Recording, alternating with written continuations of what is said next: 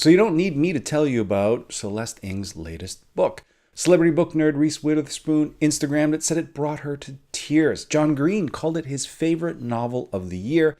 Mindy Kaling, Roxane Gay, and Judy Blume have all professed their love of this book. Celeste Ng even made a guest appearance on Late Night with Seth Meyers, joining such literary luminaries as MacArthur Genius Grant winner Viet Thanh Nguyen, as well as National Book Award winners Paul Beatty and Ta-Nehisi Coates, among others. And frankly, if you're watching me here on BookTube, you've already heard about Little Fires Everywhere. Well, ready your ear holes, because I'm going to talk about it here. How could I not, considering some of the themes that it brings up, which we'll get to in a little bit. Little Fires Everywhere is the second novel from Celeste Ng. Her debut novel, Everything I Never Told You, is fantastic. And this is just as good. Frankly, everyone is super relieved that this avoids the sophomore slump. It's a great read, far more ambitious in scope than the debut novel. But true to form, Little Fires Everywhere begins with the end. With Everything I Never Told You, it opens with the phrase, Lydia is dead, but they don't know this yet. And in Little Fires, it opens with the Richardsons' house ablaze. We're presented with the end, and the rest of the novel works backwards to try and figure out exactly how we got there. There in the opening chapter, we're introduced to the matron of the Richardson household. Mrs. Richardson is standing on the tree lawn, clutching her blue robe at the neck, while her kids, Trip, Lexi, and Moody, sit on the roof of Trip's Jeep, wondering where their youngest sister, Izzy, surely the culprit of this fire, is. And there, we're given everything that we need to know. The 6-bedroom house across from the goose pond. The husband, off at the office, as he often is on Saturdays. The names and number of those kids. I mean, Trip and Lexi, you know we are talking affluent and hella white. Pumpkin spice and privilege. And, of course, the Richardsons own a duplex. Mrs. Richardson is that particular type of white liberal lady that's very particular about the type of people she rents this to.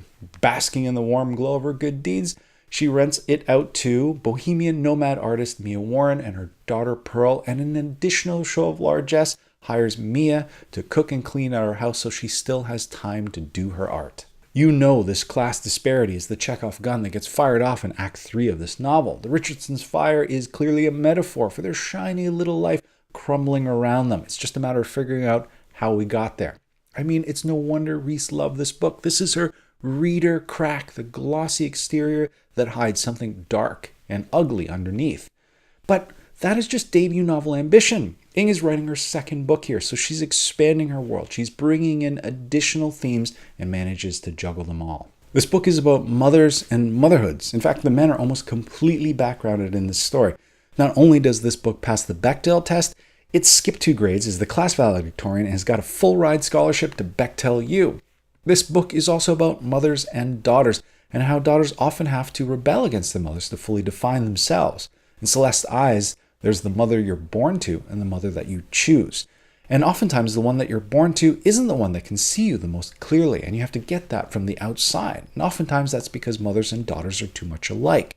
It's this nature versus nurture in relation to the definition of the self, and it's this lovely thread that gets wound throughout the story. But we're just turning up the heat here. The spark, the thing that ignites all these separate elements, is introduced on that first page. It's the story of Mirabelle McCullough, or Mei Ling Chow, depending on whose side you're on.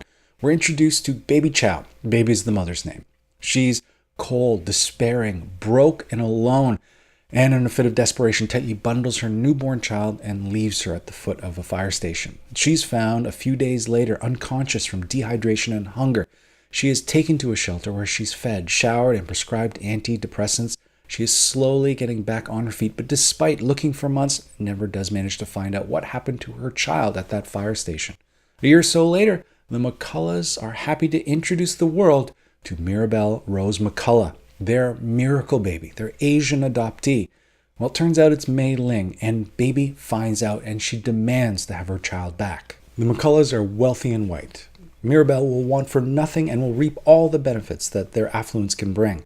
Baby, on the other hand, will struggle. She's alone, she works at a Chinese restaurant, and their life together will be difficult and shaky. But Baby is Mei Ling's mother. And it's not to say that the McCulloughs don't have Mirabelle's best intentions in mind. They're so sensitive to her culture, and they've made promises that they will visit Chinese restaurants at least once a month so that she can hear some Chinese. That in trying to buy a teddy bear, they opted for a panda, thinking that it would have more of a connection to their child. And I think I pulled a hamstring. I was rolling my eyes so hard. A lot of this was driven out of a short story that Celeste wrote while she was in grad school. A friend had sent her a website that listed a bunch of resources to parents who had adopted children from China. It listed Chinese restaurants, places to go to buy goods made in China, where to buy bamboo and other Asian plants. And in that list, Celeste saw good intentions running smack dab into the brick wall of privilege and cultural differences and assumptions. It's easy to want to celebrate an adopted child's culture. It's much harder to talk about race and prejudice and the loss sometimes of culture that comes with an adoption. And Celeste doesn't have the answers here. She's just gently poking at them. And I love that aspect of the story. And suddenly I'm seeing that theme pop up everywhere. On October 3rd, we saw the release of Nasty Women, Feminism, Resistance, and Revolution in Trump's America. It features essays written by female writers, including Cheryl Strayed, Samantha Irby, Rebecca Solnit, among others. Nicole Chung was one of the contributors, and her essay was recently featured in Long Reads, which is where I read it. Nicole is Mirabelle McCullough, born of Korean immigrants, but raised by her adopted white parents. Her essay talks about the quote-unquote harmless racism and how that changes in light of Trump's election. As Nicole puts it, to be adopted and non-white, you become to many a symbol of the magnanimity of white Americans. There's a certain type of white liberal that sees you and your white parents and feels good about this country, about the open arms and big hearts that make race seem unimportant. But international adoptees are in fact immigrants, but they are the best kind, handpicked by white Americans. So, for Nicole, despite being born in the United States, being raised by white parents, she's still othered and hears all too often the familiar phrase, but where are you really from? Where are you from? Well, I was born in Orange County, but I never actually lived there. I mean before that. Before I was born. Yeah, like, where are your people from? For many people, American still means white. There's just as many people that say they don't see color, that we live in a post-racial society, but still at the same time can't seem to see the hatred and bigotry in the rise of Donald Trump. And if they can't see it there, how will they recognize it anywhere else? And for Nicole, she realizes that's not just other white people. That includes her own well-meaning parents. Her parents talk about how they chose Nicole. But for Nicole, the adoption isn't a one-time event. It's not just their happy ending. It should only be the beginning of the story. If they chose her then, why can they not continue to choose her now? To defend her rights as an American, to not other her, to take her side and that of her children against the dog whistle politics and racism of Trump and his cronies. And then I was listening to the Code Switch podcast, which I love. It was a particular episode that was name dropped by Rincey over at her Tiny Letter. There, a white couple was talking about their black adopted daughter and wondering what church they should go to. They'd spent a year looking for a racially diverse church to no avail, and so they had opted for a predominantly white church and was wondering perhaps if they should be going to a predominantly black church, despite it being outside their comfort zone as far as worship style goes. The answer they got was awesome. But first, let's drop a little bit of knowledge. Research shows that children can differentiate between races as early as 15 months. And by 3 to 5 years of age, they've already started to develop racial biases. So in the case of their black daughter, if she's always in the company of white people, she is likely to reason that white people are more worthy of her love and trust. So, one good reason to attend that black church, but it is the second one that really struck me. That white couple, they're going to feel uncomfortable going to the black church. Their presence will be noted, judged, and maybe even resented at times. Well, that's a feeling their daughter is going to experience throughout her entire life. That feeling is important for them to have so they can empathize with their daughter's experience.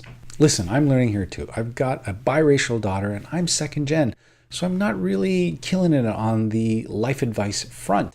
I'm no better than McCullough's here. I've introduced my daughter to kimchi and given her advice as far as dating white boys.